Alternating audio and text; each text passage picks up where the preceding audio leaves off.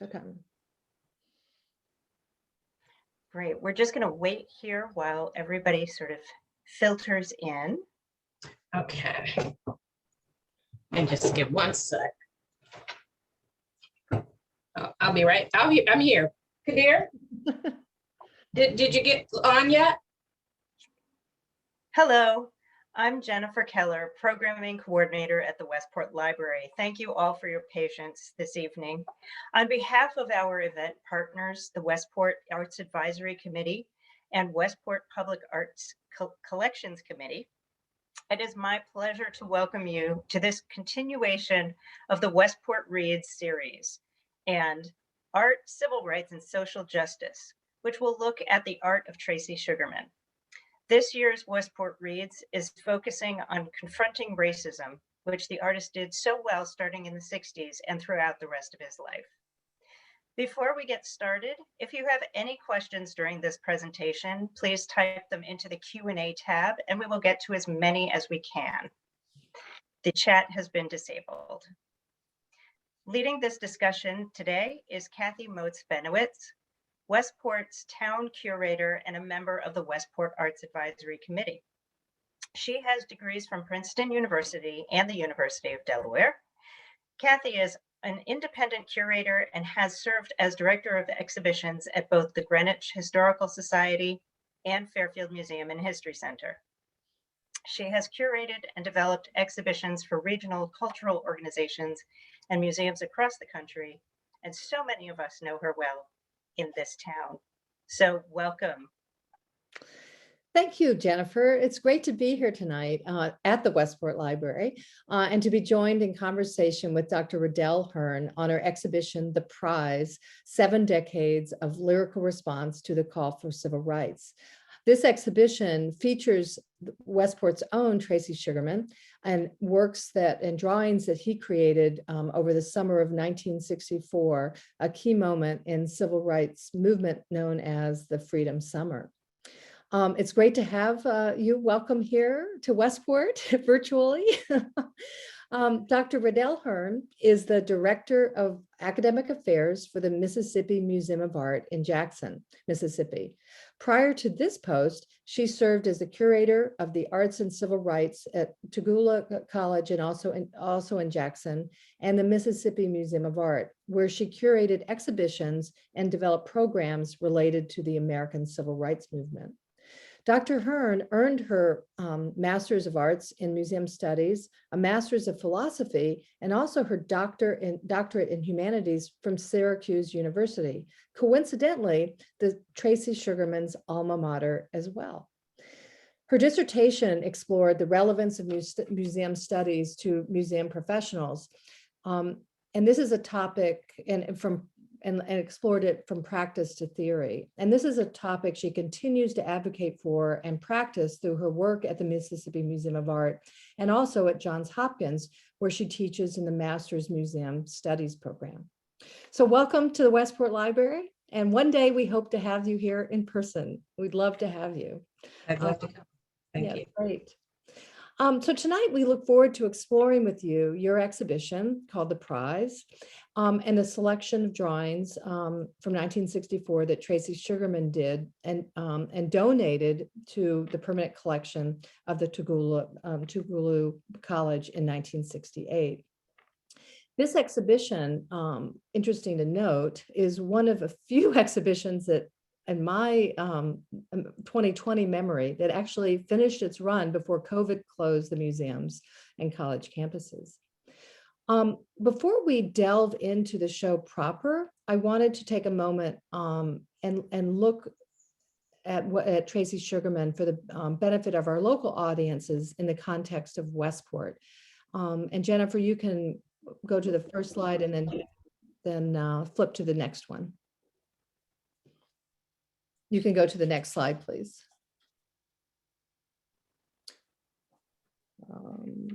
Can you reduce that image?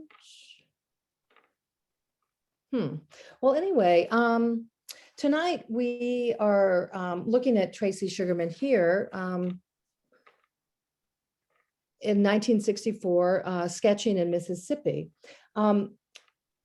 Tracy Sugarman moved to Westport in 1950 at a time when many a famous illustrator lived here.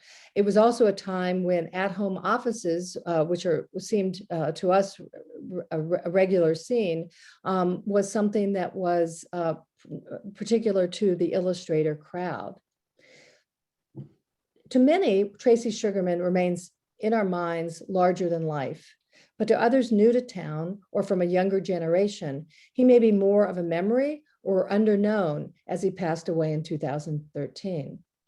I'm actually in the Sugarman room at the Westport Library, and there's a panel dedicated to Tracy here, which includes a quote by his friend Lawrence Weissman, who also served with him in the Civil Rights Movement. And this is something I just wish to share. It says, "Here is a guy whose life was bracketed by two of the greatest demonstrations of conflict in his lifetime, the Second World War and the Civil Rights Movement. And still, he has maintained his faith in the goodness of people and humanity. He lived his life in that way." Next slide.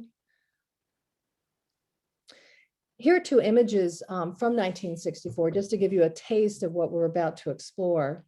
When Sugarman moved his family to Westport in 1950. He joined a large community of illustrators, as I mentioned. And in the early 1960s, he was also among a growing group of civil rights supporters in Westport. He was actually not alone in going to Mississippi in 1964. In fact, he was joined by a small group of students and also adults like himself who went to the South to support the Student Nonviolent Coordinating Committee, also known as SNCC, as well as the Congress on Racial Equality, which many people is better known as CORE, and supporting their campaigns for social activism, civil justice, and voter registration. While some of his friends employed their legal degrees to represent arrested civil rights workers, Tracy brandished the tools of his trade, pencils, brushes, and inks, and applied his repertorial style of drawing to serve the cause, examples of which you see here. Next slide, please. Upon returning to Westport, Sugarman from Mississippi that summer of 1964, he put his Mississippi drawings to work right away to help spread the word along with the plight and experiences of the tireless civil rights workers and of the social and civic injustices faced by the Black community there. In August, he exhibited 42 of those drawings at a fundraising event concert held at Staples High School, featuring Leonard Bernstein and Isaac Stern, which according to the New York Times raised over $20,000 then for SNCC. He also began writing and illustrating Stranger at the Gates, which was published in 1966, the first of two books dedicated to his experiences over the Freedom Summer. Next slide, please. So now I'd like to turn our attention, our full attention, to Dr. Hearn and her exhibition, The Prize, 7 Decades of Lyrical Responses to this Call for Civil Rights, which featured selections of his drawings, as I've already mentioned, that he donated to the permanent collection of Tougaloo College in 1968. This exhibition ran from 2019 to February 2020, and was part of a larger formal project called the Arts and Civil Rights Initiative that was forged between the two institutions. And I'd like to ask Dr. Hearn, could you give us a fuller description of this initiative, how it was structured, and what its overarching goals were? Sure. Thank you for that. Yeah, so the Art and Civil Rights Initiative began in 2017. And that's when the Mississippi Museum of Art and Tougaloo College joined forces to create a multi-layered, multi-year program that included work of art practice, collections development, research, scholarship, an exhibition series, a lecture series, and a paid internship. So there, as you see, there was a really broad effort made on many fronts to create this space to discuss the role that art played and artists played during the civil rights movement. And the relationship between the institutions is dates far back beyond this initiative. This was an opportunity to go deeper, to go wider, to involve both institutions in a way that went beyond just sharing art. The Mississippi Museum of Art, began as an art association in 1911, and it operated as an accredited art museum since 1978. And so when that museum opened in 1978, they borrowed work from the Tougaloo Art Collection, which is the first contemporary art collection in the state of Mississippi. So the roots go far back. The work goes back, the interest in collaborating goes back, and this was just the most recent manifestation of that on a larger scale. And the Tougaloo College collection was actually founded in the mid 60s by collectors and curators from New York City that wanted to use the art to help diversify and support Jackson too. Is that right? It's really what expanded the holdings and grew the collection. There was an interest there. Tougaloo College is a private, historically Black college.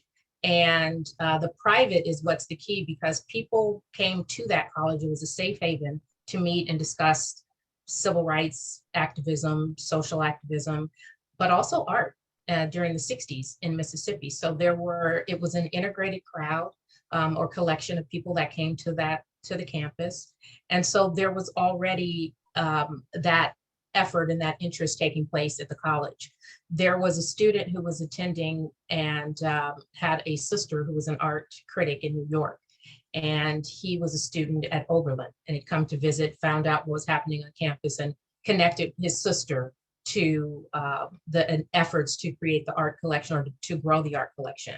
And so that's really what, it grew from that, and that relationship with the New York artists is when that took place. Yeah, that's fascinating. I mean, Westport, just to add another local note, Westport's art collection was also created around the same time, with artists and collectors donating. But in doing a little looking into the collection in Mississippi, it's just amazing the works of art that made its way there, which is, I'm sure, is a reason that Tracy then donated his drawings to the permanent collection. So this initiative was more than just this exhibit, right? I mean, how many exhibits are a part of this, and where does the prize line up in this sequence? Well, there are, in addition to, there was a course that was developed for Tougaloo College. There was a paid internship. We had some amazing interns during this time. We had a lecture series. There was a lecture that was with each exhibition. And also, by the way, I'll say it so that I don't forget to mention that the Art and Civil Rights catalog that chronicles the initiative from 2017 to 2020 as accessible on the museum website. So we'll make sure to share that link before we go, but all of the exhibitions are in there. The initiative, as I mentioned, started in 2017. The first exhibition took place at Tougaloo College, because we rotated back and forth. So it was supposed to be, let me back up a little bit. The exhibition component of the Art and Civil Rights Initiative had exhibitions that were created from artwork from both collections and then housed at different institutions. So there was always an interplay of that. And the first exhibition was at Tougaloo College with work from both the Tougaloo Collection and the Mississippi Museum of Art. And that exhibition was called Now, and that was curated by Latanya Autry. And it was Now, the Call and Look of Freedom. And that was in February 2018. And so I joined the initiative in the summer of 2018, in August of 2018. And the remaining exhibitions between 2018 and 2020, I curated those 3 exhibitions. And the first was actually Meditation on a Movement. And the second, A Tale of Two Collections. And then the final was the prize. And so I was not the curator that began the project, but I was the curator that finished it. But I built on what that initial curator did or talked about, and that was the power of now. And so I was really drawn to this initiative because of the opportunity to talk about civil rights outside of just a static black and white photo with a list of names that I'm sure people have heard repeated every February since they were in elementary school. And with all due respect to that aspect of the civil rights movement of the 60s, I was really wanting to have an experience or create exhibitions that brought it to life, you know, that we didn't live in black and white in the 60s. It was that we lived in color. And so the idea about bringing that color in, that vibrancy, that humanity, and the life that was in the people who were living during that period of time. That's great. This is a great segue to the next slide, Jennifer. And this looks a little bit more closely at the prize. It's a very novel exhibit, but I'm going to allow you to really describe it. So can you tell us about the overarching concept for this, an idea behind it, and how the visitor would have, did experience this exhibition? The idea for it really came from that the now, the past, the future, the present, all of those yielding, intersecting at the same time. I love music. I love lyrics. I love how lyrics meet up with music and make incredible songs that create memory. And so that was the place that I wanted to come from. I knew it was the final exhibition. And I was also thinking about the contemporary relevance and the statements that were made that coincided with the civil rights movement, and then what that meant today, what that looked like today, because it was very, and I say today, that was 2019, 2020, the sounds, the voices, and just really pulling out those voices and being able to be heard. So the way this came together, there are song lyrics that cover 7 decades, and that start with really the signature song or the signature sound, Eyes on the Prize, and come all the way up to 2018. And there was also the call and response element in this exhibition as well, the call for civil rights, the response, and that continuum. And so the songs and the lyrics that are there actually build on the decades of reconnecting. And I mean, and here we are in 2020, and we could very much pull a song from 2020 with lyrics that speak to the same call, and those songs that are still responding, currently in 2020. I chose Tracy Sugarman, and while I initially, I talked about color and vibrancy in this and not a static black and white photo. And so I understand I did select black and white images in choosing Tracy Sugarman. But what connected his work to this project for me was the accessibility of the sketches, where we were actually able, I felt visitors would be able to see these images that you would respond differently than if it was the photograph of that time versus this sketch, because one of the things that's required when you're sketching something is to look at it. And so I wanted to move beyond that gaze that happens when you're looking at a black and white photo, and really be able to get into the movement of the people, what was happening at the time, and all of these things that were captured by the eye of this person who took the time to not just come down and take photographs, or not to lean and look in from a distance, but to really look and be a part of what was happening. That's great. Well, I want to return to that topic about the accessibility of images in a minute. I thought right now what we could do is really treat our listeners to a little sample, a sampler, if you will, of 3 of these pairings of works of art with the music, to get a taste of what the visitor would have experienced. So we're going to let Jennifer roll with the next 3. Silas, bound in jail, had no money for to go to bail. Keep your eyes on the prize. Hold on, hold on, hold on, hold on, hold on. Keep your eyes on the prize. Hold on, hold on.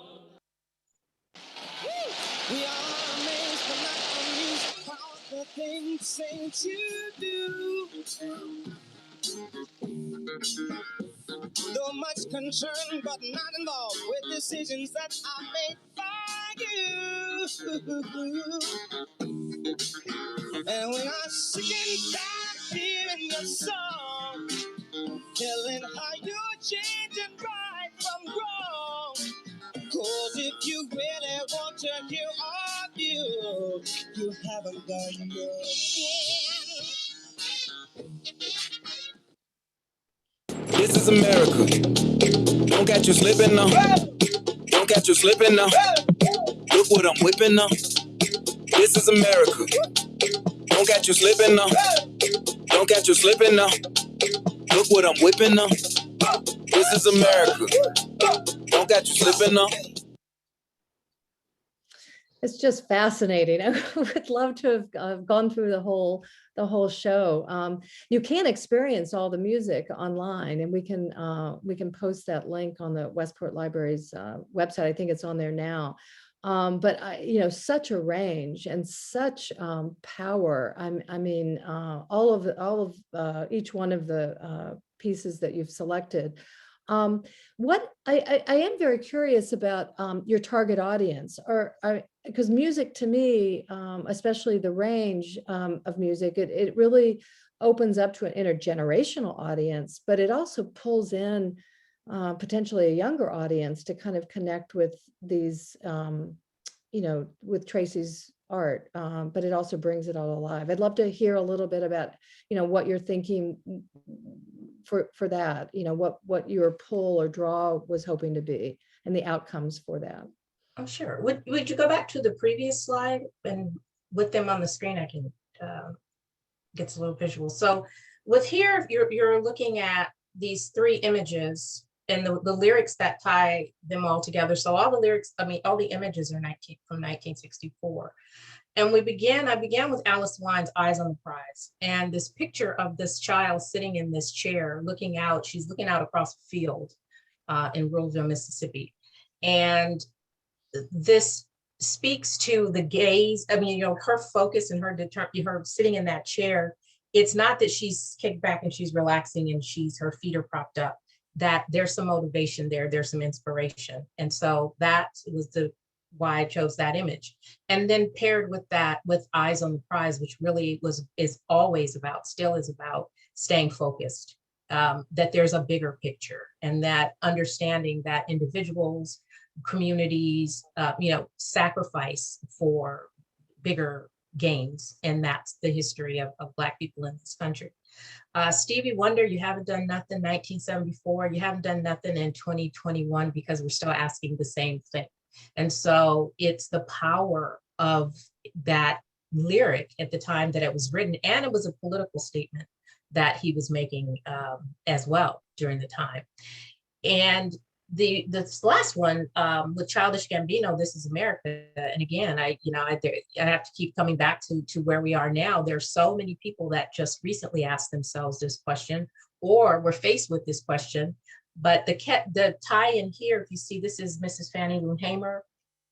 And Fannie Lou Hamer was a civil rights activist. And he has his opening to this song, This Is America, is a nod to, or respect given to Fannie Lou Hamer, because he says, I'm sick and tired. She said, I'm sick and tired of being sick and tired. And he used that quote in the song, the opening of that song. And so there was a connection with the images, but then also this thread that went with those songs. And when I mentioned about those different decades, there is a song from every decade that has that same type of connection to the lyrics, building on the lyrics. The challenge for me was limiting the number of songs and limiting. I was going to ask how many, what came first, picking Tracy's drawings and then pairing with the lyrics, or did you have lyrics and songs in mind that was driving it, that you then identified works by Tracy that really connected? It's really happening at the same time. I have been around this particular collection of Tracy's work. In Tougaloo, on Tougaloo's campus, these images are in the building that I worked in. And so I was around those images from, on a regular basis. And so I was familiar with what I was looking at, the songs have been with me as long as I can remember, because that's the music of my culture. And so I would look at the songs, and there were things that would come that were speaking to me about what was happening, or how they related. It really happened at the same time. I had so many lyrics. I love, like I mentioned that, so there were so many songs that were in my head, and as I was looking at the different pieces that I was going to use, but it seemed like it happened at the same time. It's kind of hard to I can't imagine what had to me. Not that I wouldn't have wanted anything to hit the cutting room floor, but I'm sure a few had to. Did you have a favorite pair? Did you have a match that you really felt it just really struck a chord with you personally or professionally, that you thought this is it? I mean, yes, I do. There was the I don't know if we have the image here, but there's Sam Cooke, A Change Is Gonna Come. yes, yeah. That is that song has special meaning with my family, with me. It's a song that I have a difficult time listening to that song and not crying for a few reasons, because it's such a personal connection, but then there's also the historical and the cultural connection that goes along with it. And then, and so there's a photograph of two policemen standing as if they're not necessarily protecting the people that are protesting, but they are the gatekeepers, so to speak. Yeah. And so the idea that song is something that, it has such relevance from my childhood, but then here again, at this place in time, it still has that same type of relevance and pull. And then also it's recently been featured in a movie. So there are people in Miami. Yes, I just watched that the other night. I was gonna, yes, it's really, it becomes part of the central message about Black identity and cause and purpose. It was, I thought, very well played in that. Integrated in that. Let's move ahead to another slide, and we can look at some of the images that you're referring to. Here is an image actually by Tracy, a photograph by Tracy. He took photographs as well as made sketches in his sketchbook that became the basis for his drawings. And this is one that directly related. And, here I think we can talk a little bit about what you referred to earlier about the accessibility of the drawing. Photography in the civil rights really galvanized the movement because it gave people, whether it was on television or on newspapers or in Time or Life magazine, just really compelling images of the violence against Black protesters. Here is something more. It's more. It's capturing the volunteers working, canvassing, developing relationships in the community. But it's really interesting to see his work, the studies of his photographs, along with the drawings. And, is this what you mean by the accessibility, the ability to enter into the drawing in a different way, and the broader interpretation of that?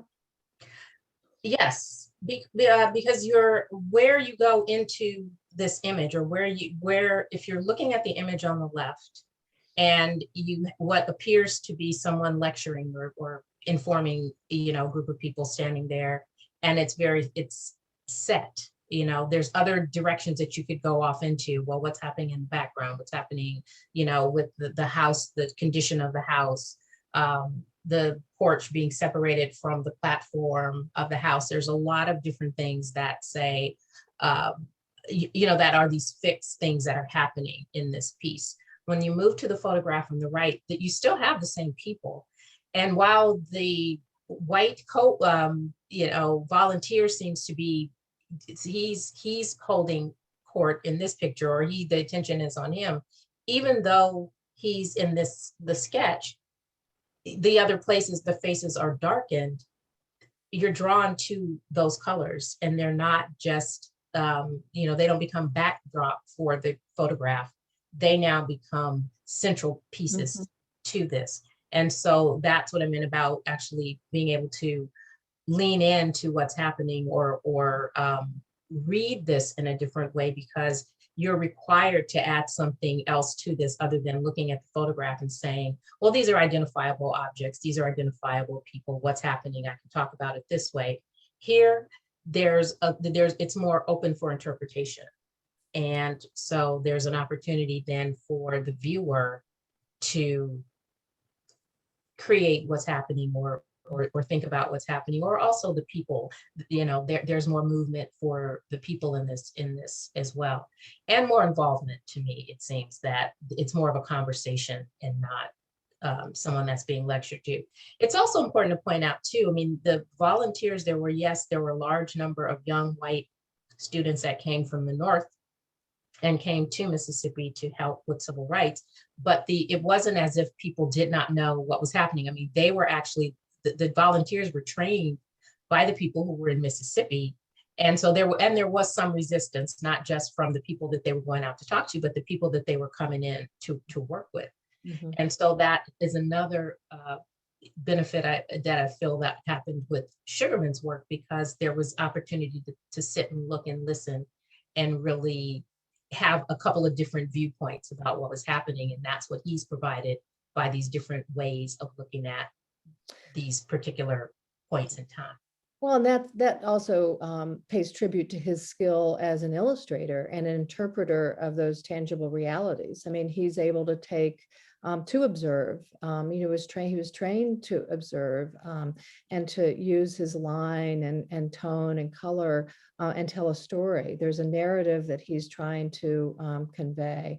I think he wrote in one of his books, We Had Sneakers, They Had Guns. He talks about translating visual images into tangible realities, really defined his life. And that, when he, like you said, when he was in Mississippi, he was overwhelmed by the experiences that he was witnessing, and to be able to, to take the photographs, to sketch in his sketch pad, and then really give it thought and reflection to give these images, I think is a testament to what he saw as his purpose, perhaps, and what he could then, bring to the larger conversation as an artist. Let's go to the next slide. And this is an image that you were speaking about with the police officers, which, I think that if you were to look at this image today, it could be just as relevant. I mean, it's too relevant. And I think while there may be a timelessness of Tracy's work, there's a currency to the images from 1964 that are sadly at present today. How do you, did your audience, I mean, your show closed, as we said, in February, just months before the George Floyd killing. And, if the show had been up, what role do you think it could have played in a conversation? Or can it still play even in a virtual online world? To what role can art play to help mediate, to have dialogue and conversations between people, whether they're interracial conversations or intergenerational, or just looking at the hard truths of the difference between 1964 to 2020, 2021.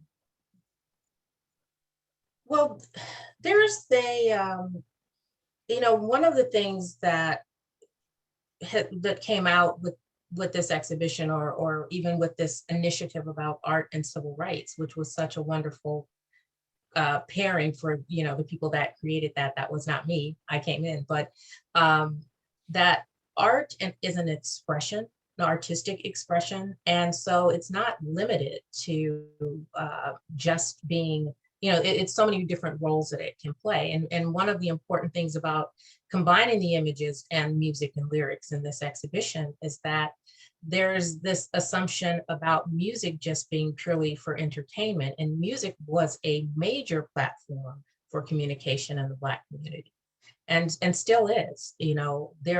All songs are not written just to be danced to or just to be enjoyed for the melody and the words that are being said. There's an opportunity there was always an opportunity to make a point.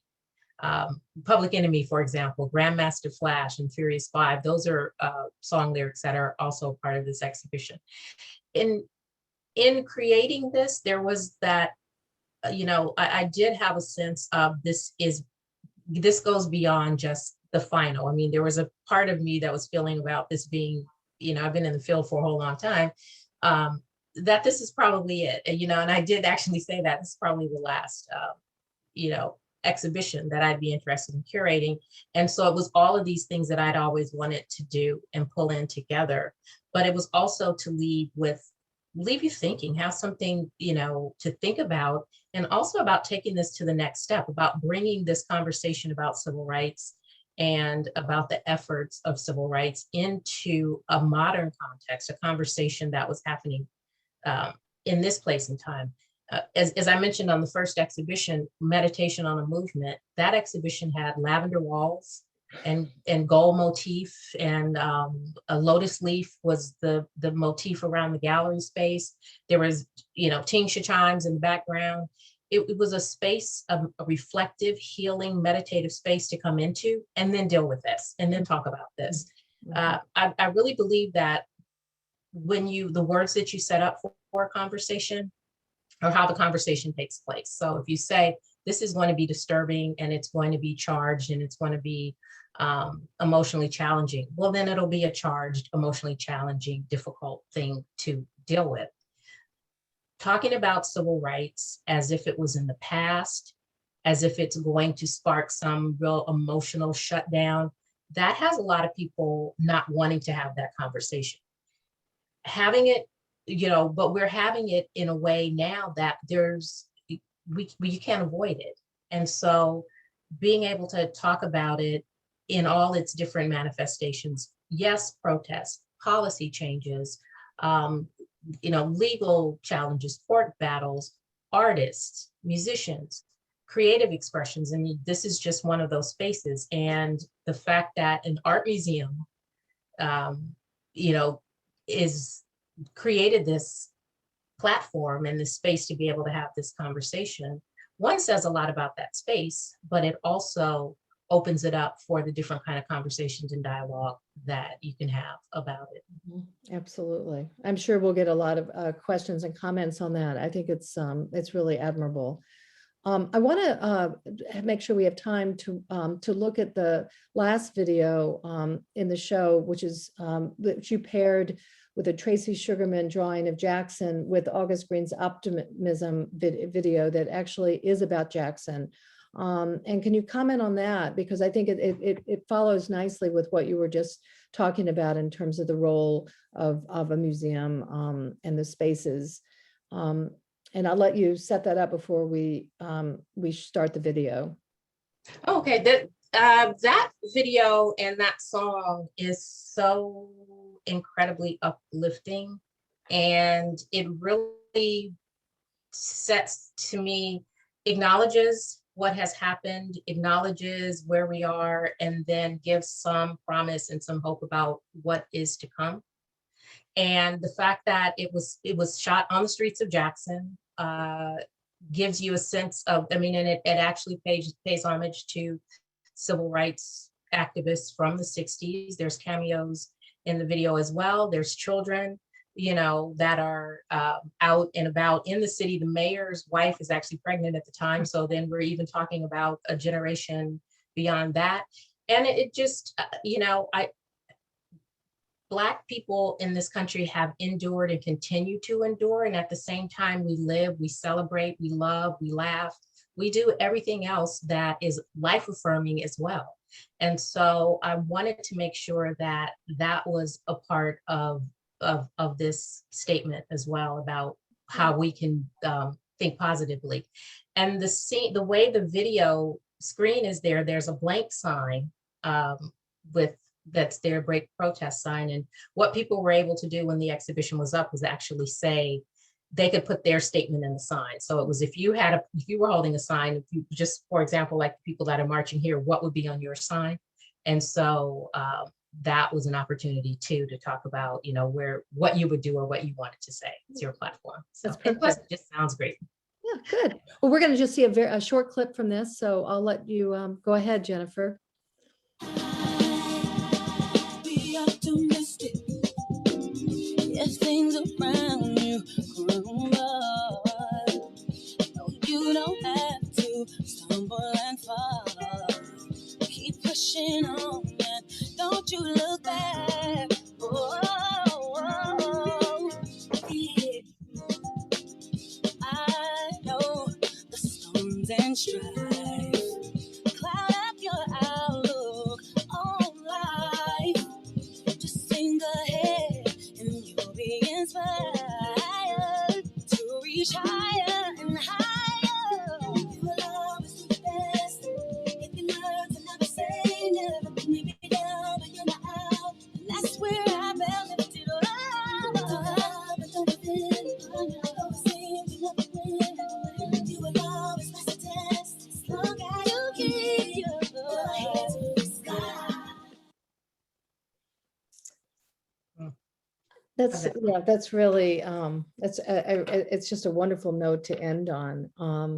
I wanted to before we go to questions and answers, which I'm sure we have quite a few, I wanted to share an image of Tracy, because the image of optimism is something that he also imbued. And he, after all, he went to Mississippi to bring back images, and he wrote, perhaps my drawings could bring better understanding to people in the North as what was at stake. We wanted to do something, anything that would help stop the cruel assaults on Americans who happen to be Black for a whole society.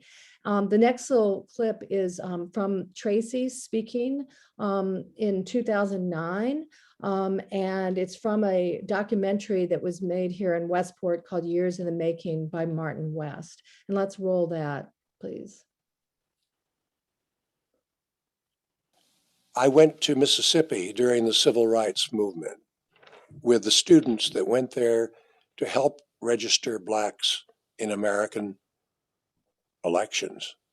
It was a horror to me that Americans were being denied the vote because of the color of their skin. I thought we'd solve those problems by the time I got out of the Navy.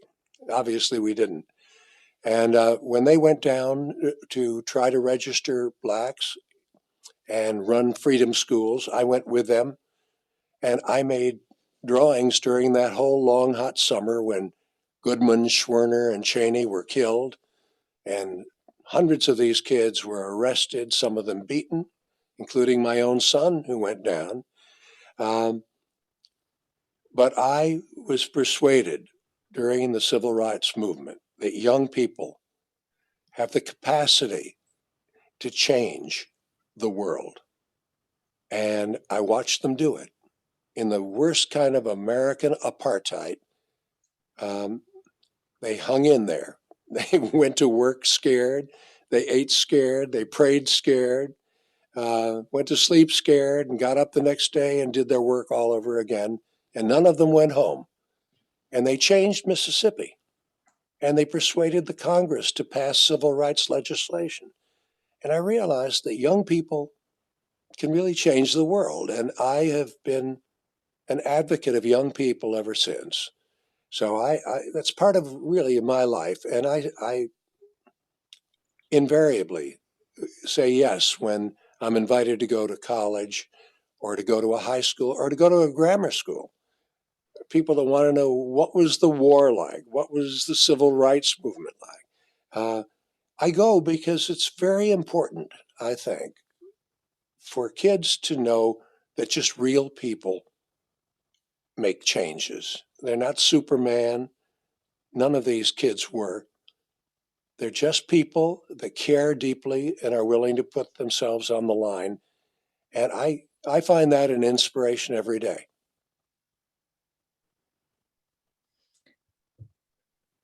With that, I want to introduce Eva Cavacci, who is a member of our Westport Public Art Collections. She runs the education division of our committee.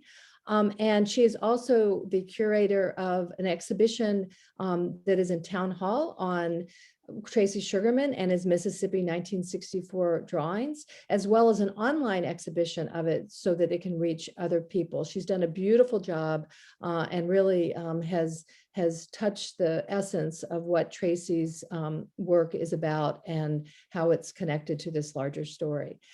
Eva's going to be moderating the conversation, and while we listen to Tracy talk about young people, she's also going to be presenting questions from some of our own youth from Staples High School. So Eva, the floor is yours. Hi, wow, thank you both for such a wonderful conversation about Tracy Sugarman's work, both in Mississippi and here in Westport. And Dr. Hearn, thank you so much for sharing your work with the Art and Civil Rights Initiative, which we've been following here and directly inspired the exhibition that we're having in our own town hall. So thank you so much for that. So I think, many of us listening here in Westport and further afield are looking forward to the day when we can travel safely and come visit you in person in Mississippi and see your museum and what you're doing there now as well. But since we just ended with Tracy's words about being inspired by young people, as Kathie said, I want to start the Q&A with some questions from our Staples High School students. And shout out to Lauren Francese, our social studies coordinator for 6 to 12, who's collected these for us. And I apologize to those students whose questions I don't get to in the interest of time. I'll try to get to as many possible, and also to some audience questions that I see are populating the Q&A section here. So for Dr. Hearn, a student asks, what inspired you to first get involved with the Mississippi Museum of Art?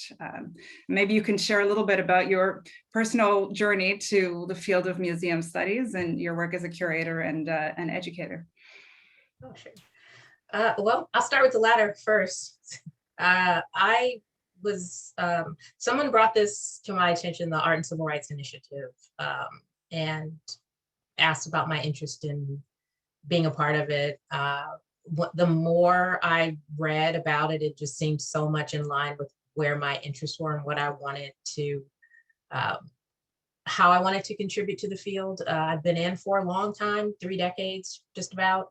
And so just the idea about having, art and civil rights was something that I was curious about the intersection of that. And then once I, found out that there was that space to be able to be creative, working in an art museum to talk about civil rights, then I was all in. And so that's what brought me there. And that was in August of 2018. I was living in New Orleans at the time. I had come to Louisiana from California to develop a master's in museum studies program for Southern University. And so I ended up staying in New Orleans and working in the field as an educator with the graduate program in museum studies at Johns Hopkins and consulting. So, I enjoy being in the field. And so, but to have something that was such a spark at that particular place in my career was just really very gratifying and very exciting, to be able to get involved. That's wonderful. Yeah. So the next question I have here is, again, from a student, and it's a question about the reception of Sugarman's drawings. The student asks, how did people react to the art by Sugarman in 1964 in comparison to how people perceive it today? Do you have a sense of how the visitors to your exhibition experienced these drawings from, quite a long time ago now, and how maybe that compares to how they were received in the 60s? Mm-hmm. Sure. There's two examples that really immediately come to mind. One was a local professor that came to the exhibition and came with a colleague and saw it, and then actually reached out and said, hey, can I come back and bring my class? And it wasn't that she wanted to bring the class just to come and tour the museum. She wanted to teach the class in that gallery space. And so it was an undergraduate class. It was not an art class. It was not a history class. And the students came in and, became comfortable in the space. I mean, that was their classroom for that period of time.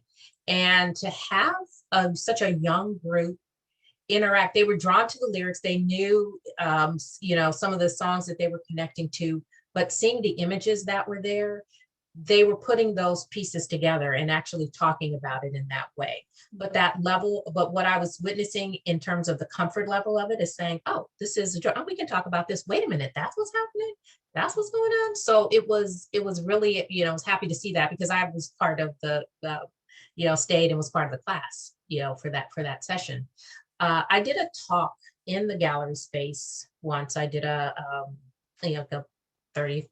45-minute talk about the work in the show. And I had somebody that came to visit who was from Mississippi. This was a woman that was in her 60s and said, I had no idea this was happening. And so her reaction to, actually, this was a Black woman who was living in Mississippi during this time. Not that she was oblivious to what was happening around civil rights, but she was, which a lot of people, felt or were living their lives. They were going on about their lives, or they weren't, necessarily on the front lines, but they were dealing separately. But her response to it and the emotional reflection that came along with that. I mean, these are two very, very different generations that are connecting around something that was new at the same time. But to hear that from somebody that was there was and part of it, when I got into conversation and, we talked a little bit more about it, was that it wasn't pictures of fire hoses, black and white pictures of fire hoses, and news clippings or things that you'd seen on television. It was, okay, I can come and see this from a different place. We also intentionally didn't use music. I used the lyrics, and the lyrics were written as they were written on the liners of the music. And that was because it was not about, it was also about hearing, being able to look and hear what was there. Huh, yeah, that's really interesting. I love the connection between the generations that can happen in a space like that. Yeah. Actually, this leads, the thought on music here leads into another question from a student. How have others used music and art media in the past, or perhaps today, to advocate for justice, for social justice? Do you have any other favorite examples of this kind of pairing, collaborations? With the visual, here I will say there is young African-American athletes, entertainers, musicians, rappers. There's a lot that's happening with collecting, has grown in those particular populations. But one of the things that immediately came to mind when you mentioned that was the Super Bowl halftime show with The Weeknd, and all of the different levels of statements about social justice that were happening on that platform. And it really wasn't very subtle either. I mean, there was, things that were very, very visible in what he was doing in that performance. But that's a very popular scale of seeing it. But there's definitely a connection being made, and it's not something that's just happened. I mean, this is something that's been going on for some time now, about that connection between creative expression and being able to hear it where it is. And people that are mutually creating are able to resonate and hear it a little bit louder sometimes than people that are not necessarily looking for that. Wonderful. So I can come back to some more student questions too, but I want to give the audience a chance to ask as well. So what would you, here's an attendee asking, what would you tell a young artist today regarding how to harness their anger or their fear to work to create positive social change? First, I would say don't harness your anger and your fear and your resentment and whatever other emotions that you're feeling. Address those first and allow that to be what it is. And I'm saying that from someone who came from an era when we did more, it was you put your head down and you just work harder and you just be the best. Well, that's not going to work this time around. We know very much that it's not just about putting your head down and sucking it up and moving on. So deal with those emotions. Let those come out in a way. If you are creative, let them come out in a creative way. Tap into that. And then on the, once that's happened, you may find that you've moved past it and you're able to either manage it, or there's so many things that you might want to let go. For example, there was something that striking in what Tracy Sugarman said about young people changing the world.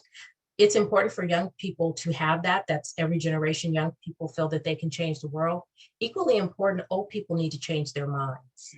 And so there has to be collaborative work in that. And we need to be honest with the fact that tapping something down or pretending like it's not happening, or pretending that patting ourselves on the back and saying, oh, we've done so much, that, that's just not being honest. So start with being honest with yourself. Allow yourself to be human. Understand that it's not your individual responsibility to carry the weight on the world. But once you're okay with who you are, and once you're at peace with who you are, then you can make a change based on what it is that you're able to contribute. And the world will be grateful for that. Oh, wow, that's fantastic. Get to another one here. With what you've learned and the response from this moving exhibit, you mentioned that this may be the last that you curate. We certainly hope not. What exhibit would you curate next, given the chance? Kind of looking ahead, I guess. You know what, I'm going to say this publicly. I've said it privately for years now, but there's one exhibition that I would like to do, and that's to put the word, I'll just spell it so that I don't have to say the N word, because I don't say N word, I say the word. I'd like to put the N word on exhibition. I'd like an exhibition of that. And yeah, that's it. So I feel that part of that's that's the last for me in this kind of context of, but that exhibition is one that I would love to do. And I wanted it early on in my career, but I always felt that, well, at some point, if I have a gallery or something where, who knows when it'll happen, when it'll be time for it in my life and anything else. But yeah, that's the one. Thank you. And then a last question here, perhaps, that maybe speaks to your current work in academic affairs. How do we connect this exhibit to a younger audience? How is the Mississippi Museum of Art perhaps connecting these exhibits to a younger audience, middle school, high school? You mentioned college coming in. We have an incredible program with the Mississippi Museum of Art that's the Teaching Fellows program. And that brings in 2 fellows from each of the 4 local universities. And so that's a cohort of 8 that usually comes in. They're trained, or they study, they learn about the exhibitions that are there. They do tours, they work with the exhibition department, the education department for interpretation. And so they are the front line in a lot of ways in talking with student groups that come through, and having that ongoing relationship. It's closer to being a peer relationship with the age group that's there. And so there's some really dynamic programs with the education department that fold all the different exhibitions that we do in with those programs. There may be, what I'm uncomfortable with the separation that we have in terms of young people, again, with ages. We're in an era, we live in eras in addition to generations, where the idea about holding certain information back because people are too young. Apparently, we need to think of some new ways to approach the conversations that we have about social justice, what we have about race, racism, systemic racism in this country. And so, it go again with what Tracy Sugarman talked about, young people and that energy, that vibrancy that comes in, but even younger still, because even younger generations are being exposed to conversations that we're having, and we can learn a lot from them as well. Yeah, and I, speaking about older people as well, Sugarman has a series called Ageism that we have in our collection here, which is a collection of drawings of senior citizens. So, I think maybe on his mind as well. Well, this has just been a fascinating evening. I can't thank you enough, Dr. Hearn. I mean, it's just really been fascinating. Thank you, Eva, for those beautiful questions that that the students brought forward, and also from our audience. This is a very rich topic and something that is timely. Even last night, listening to our high school students and their team, Westport, essays on, about Black Lives Matters was just as compelling. I mean, there's just a lot of discussion to be had within our community, but also outside of it. And I think that using art as a means to do that is a very viable way, whether it's through music or through visual arts or theater or and the like. The library is, I really want to thank the Westport Library for hosting this event. It's just up their alley with the broad and creative thinking that they are trying to promote. And I hope that you will come back, Dr. Hearn. I'm sure we can find a myriad of other really fascinating topics to have you participate on. So thank you to everybody who tuned in and to our panelists. A shout out to Miggs Burrows for helping us with the media and Arts Advisory and WestportREADS, Team Westport and the like. So thank you very much and have a good night. Thank you. Good night. Good night.